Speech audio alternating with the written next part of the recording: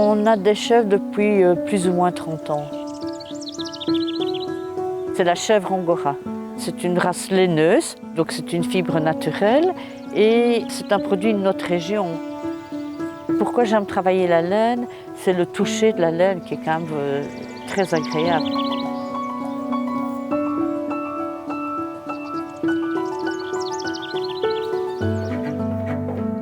Je m'appelle Clotilde Frisk, je suis tisserande depuis plus ou moins 30 ans. J'étais partie pour acheter une machine à tricoter parce que j'aime tricoter et j'ai vu un métier à tisser et mon mari m'a dit « Attends, tu continueras à tricoter mais achète un métier à tisser ». C'est vraiment pas difficile d'apprendre à tisser. C'est peut-être plus facile de tisser que de tricoter parce que tricoter, c'est pas si simple. Tandis qu'on apprend très vite à tisser, mais voilà, il y a plus de 30 ans, mais j'évolue toujours. On a le fil de chêne et on a le fil de trame. Plus j'aurai de cadres, eh bien j'aurai plus de possibilités, alors déjà dans l'enfilage, et puis alors de la manière que je vais travailler dans l'autre sens, je vais aussi avoir plus de possibilités. D'abord, il y a des métiers à manette et il y a des métiers à pédale. Des manettes, on peut en multiplier autant qu'on veut. Je peux avoir, mettons, j'ai un métier à 16 manettes, mais 16 pédales, ce serait un peu difficile. Ce qui m'attire dans ce métier, c'est la découverte et qu'on peut créer énormément. C'est ça qui, enfin pour moi, qui est très intéressant, c'est d'essayer de combiner des couleurs, des points.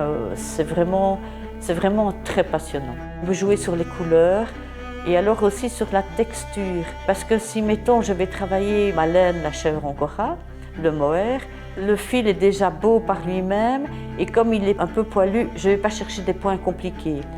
C'est beau naturellement. Il faut avoir beaucoup de patience. On me demande souvent le temps que je prends.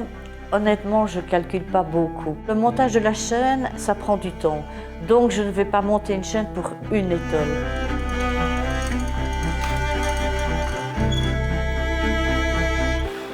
Quand je mets à tisser, je dois être vraiment bien dans ma tête et ça vide votre tête. Et pour moi, c'est génial. Le tout, c'est de ne pas perdre le fil. 1, 3, 5, 6. Et de ne pas faire d'erreur quand on parle.